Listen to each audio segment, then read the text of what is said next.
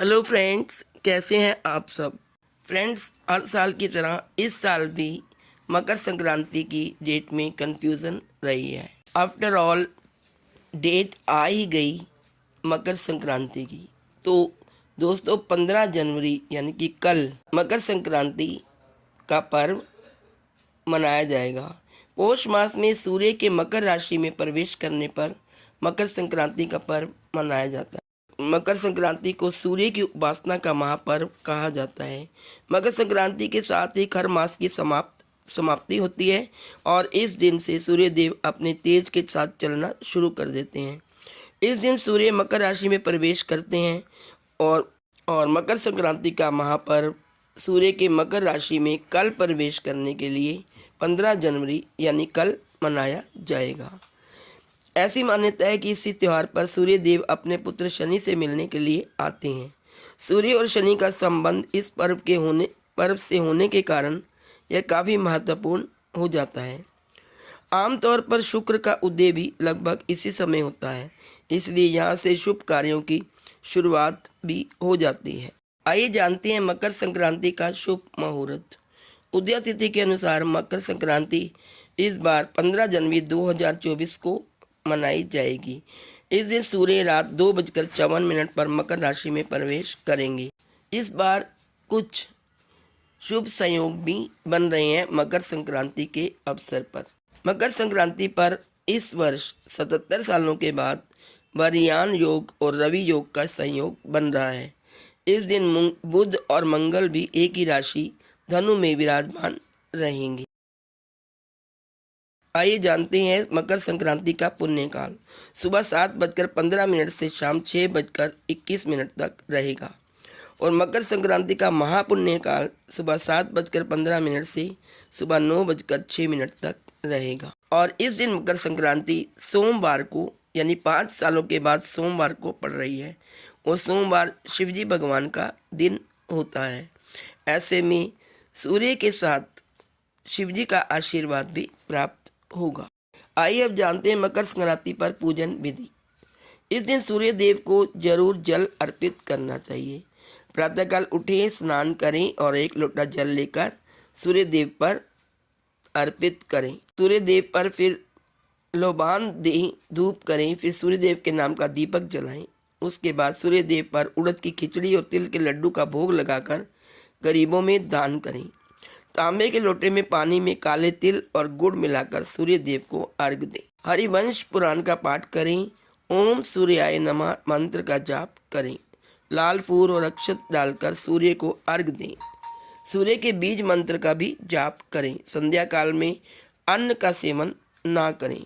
अब मकर संक्रांति बहुत बड़ा और पुण्य दिन होता है, इसलिए कुछ खास उपाय करने पर आपके घर में सुख समृद्धि का वास होता है और आपको हर काम में सफलता मिलती है। मकर संक्रांति का दिन बहुत ही पुण्यकारी होता है। आइए जानते हैं क्या करें खास उपाय। मकर संक्रांति के दिन स्नान करने के पानी में काले तिल डालें। तिल के पानी से स्नान करना बेहद शुभ माना जाता है।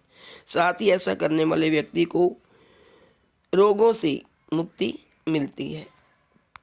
इस दिन गरीबों को गरम कंबल दें, गरम कपड़े दें, घी, दाल, चावल, खिचड़ी और तिल का दान करें।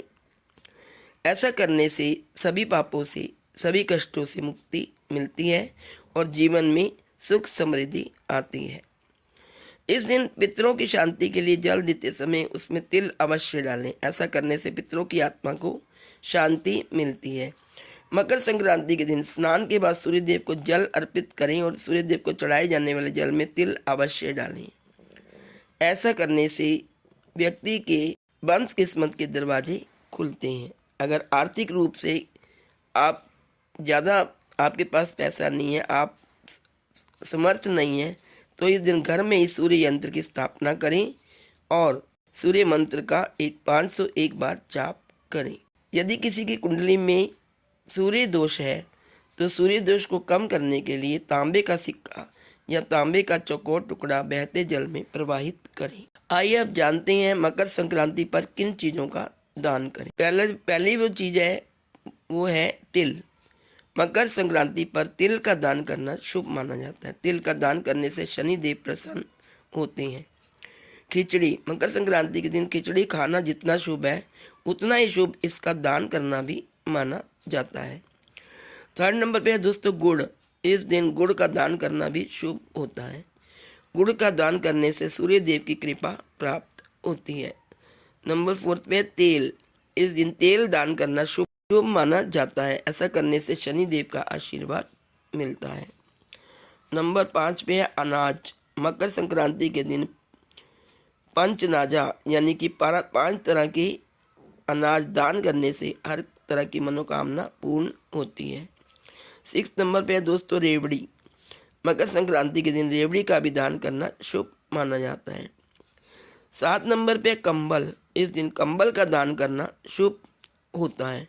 इससे राहु और शनि शांत होते हैं। जनवरी के महीने में मकर संक्रांति का त्यौहार बड़े ही उत्साह के साथ पूरे देश में अलग अलग नाम से मनाया जाता है।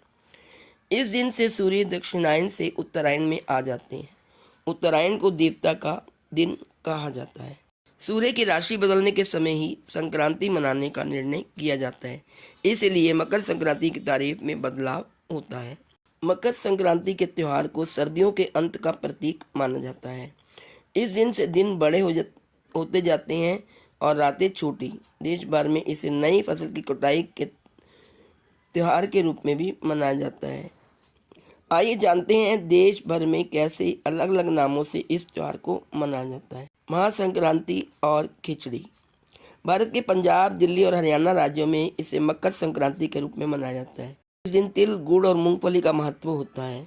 उत्तर भारत में इसे मकर संक्रांति और खिचड़ी के नाम से जाना जाता है। तमिलनाडु में मकर संक्रांति को पोंगल के रूप में मनाया जाता है।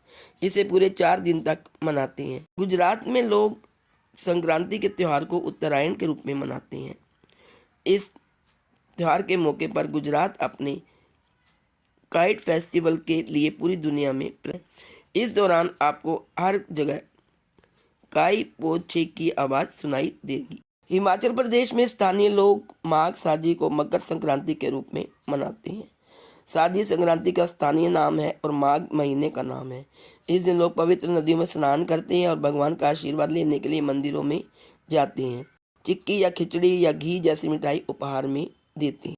पूर्वोत्तर राज्य का प्रमुख त्यौहार है बिहू। विशेषकर असम में इसकी खास रौनक होती है। असम में इस दिन के साथ ही फसल की कटाई और शादी ब्याह के शुभ मुहूर्त की शुरुआत हो जाती है। तो ये थे मकर संक्रांति के अलग अलग त्योहारों के नाम जो अन्य स्टेट्स में मनाए जाते हैं। आज इस वीडियो में इतना ही। आशा है आपको मकर संक्रांति की महत्वपूर्ण जानकारी अच्छी लगी होगी। यदि आपको अच्छी लगी तो please like, share and subscribe. Thank you.